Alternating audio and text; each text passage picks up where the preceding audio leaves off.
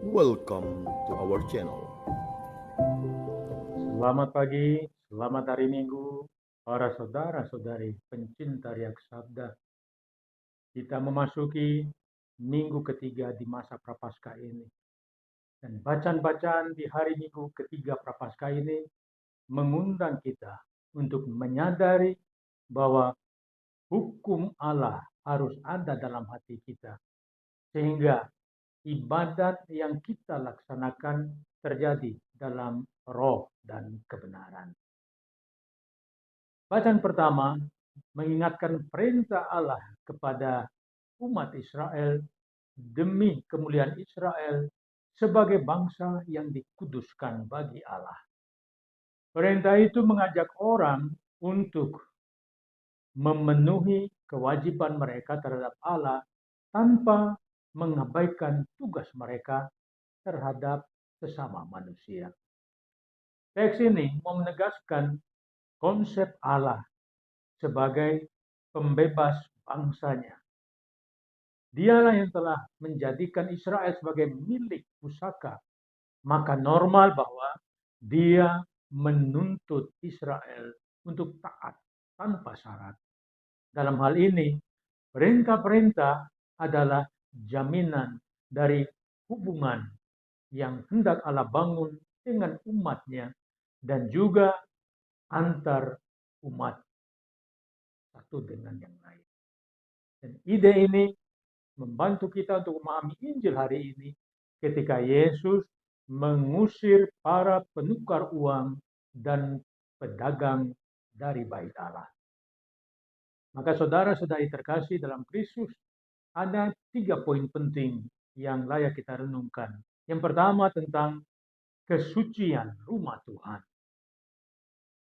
Sangat menyolok dalam Injil hari ini bahwa sengketa Yesus dengan orang Farisi dan ahli Taurat soal memahami makna bait Allah.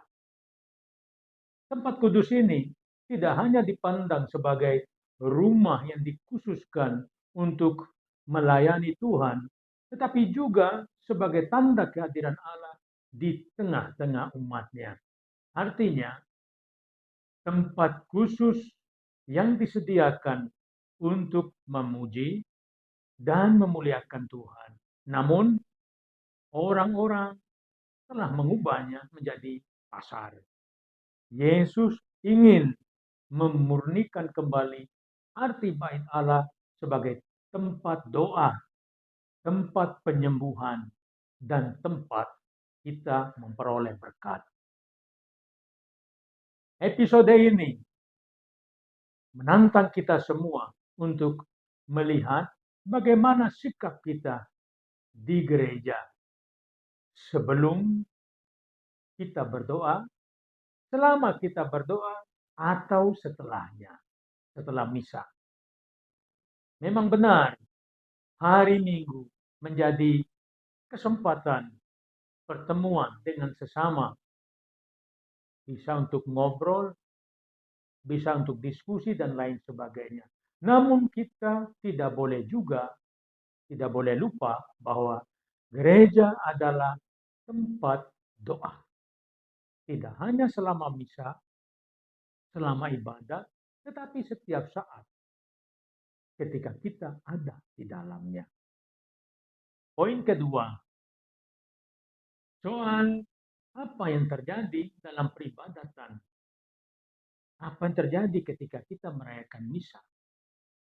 Sesungguhnya, para pedagang di kuil mematuhi hukum Musa dengan menyediakan bagi para peziarah material yang diperlukan untuk kurban.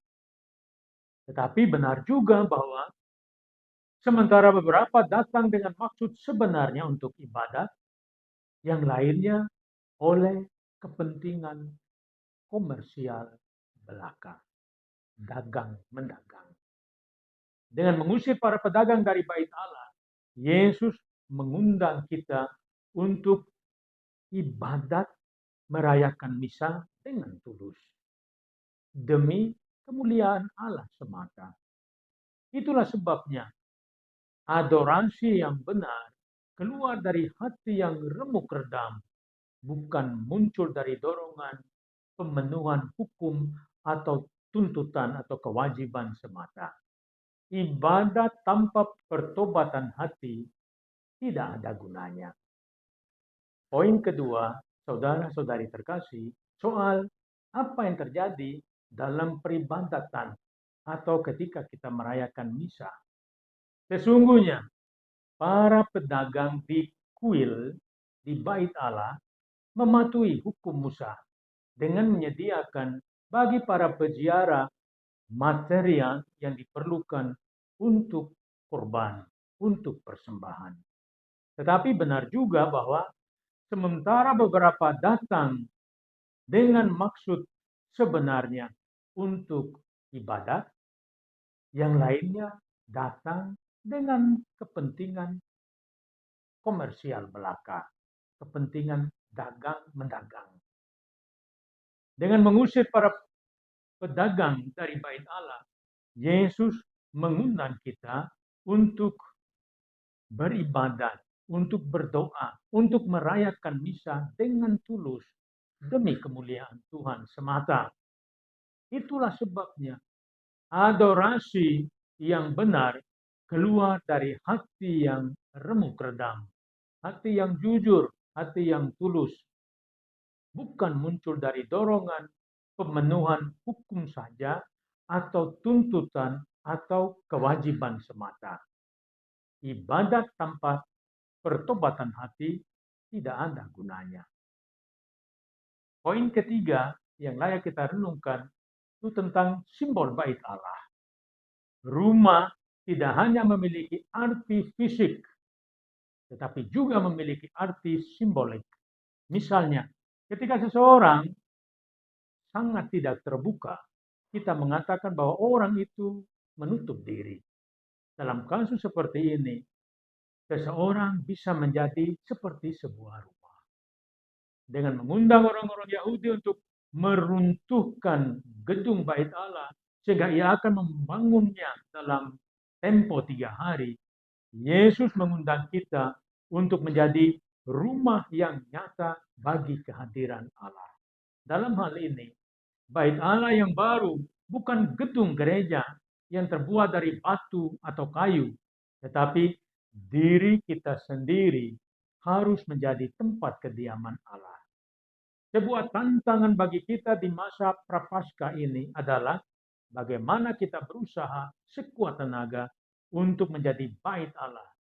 Seluruh diri kita menjadi tempat kediaman Allah dan kita sendiri terus hidup di hadirat Allah dengan doa, dengan pantang dan puasa, dan juga dengan berterma. Selamat hari Minggu, Tuhan memberkati kita semua. Amin.